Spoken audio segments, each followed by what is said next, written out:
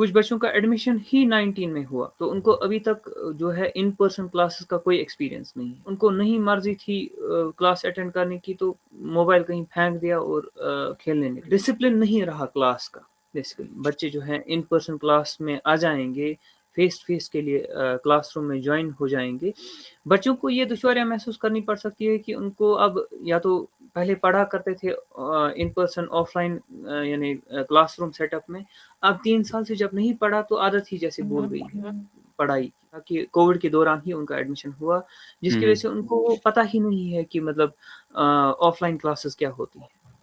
आम तौर पर क्या हुआ करता था कि बच्चे को जो है आप किंडरगार्टन में छोड़ देते थे, वो 1 साल मस्ती करता था, इवन 2 साल भी मस्ती करता था उन छोटी-छोटी क्लासेस में और टीचर्स उसको सीरियसली नहीं लेते थे। उस स्कूल एनवायरनमेंट के साथ एडॉप्ट होने में टाइम जो लगता तो वो उसी में उसके 1-2 साल गुज़र जाते थे। लेकिन आज की डेट में वो अचानक से 3 साल के बाद क्लास में घुस रहा है जिसकी उसको आदत ही नहीं है।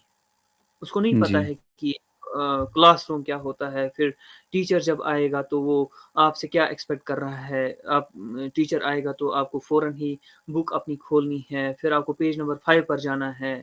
ये सब चीज़ें बड़ा कन्फ्यूज़ कर सकती हैं बच्चे को हुँ, क्योंकि ये सारा टीचर्स, स्कूल एडमिनिस्ट्रेटर्स और पेरेंट्स जो हैं वो तब जाके कामयाब हो सकते हैं जब बच्चा पढ़ाई के लिए आमादा हो जाए। बच्चे को स्कूल अच्छा नहीं लगा तो एंग्ज़ायटी इंड्यूस कर सकता है स्कूल एनवायरनमेंट उसको। हुँ। स्कूल रिफ्यूज़ल्स बढ़ सकते हैं। 3 साल से बच्चे जो हैं मोबाइल के सामने या स्क्रीन के सामने बैठे हुए हैं, नेचुरली ही उनकी इम्पल्सिविटी बढ़ चुकी है। मोबाइल के सामने था तो वो कुछ और भी कर सकता था।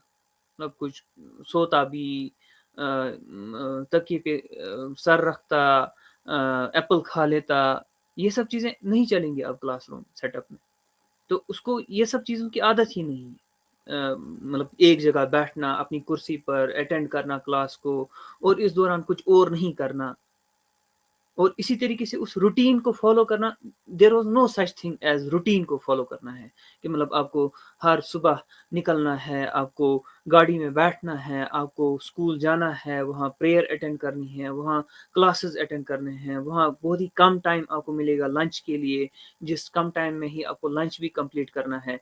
उसके बाद आपको फिर से गाड़ी का वेट करना है निकलने के वक़्त। बाकी बच्चों के साथ इंटरैक्ट करना है, you don't know how to interact.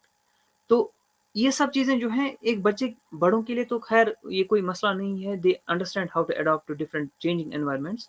लेकिन बच्चे के लिए काफ़ी बहुत like lot of information to deal with basically. इसकी वजह से एक आम बच्चा भी जो है जिसको कोई मेंटल हेल्थ इश्यू नहीं है, वो भी स्ट्रेस में आ सकता है। एवर्जन पैदा हो सकता है स्कूल एनवायरनमेंट के साथ।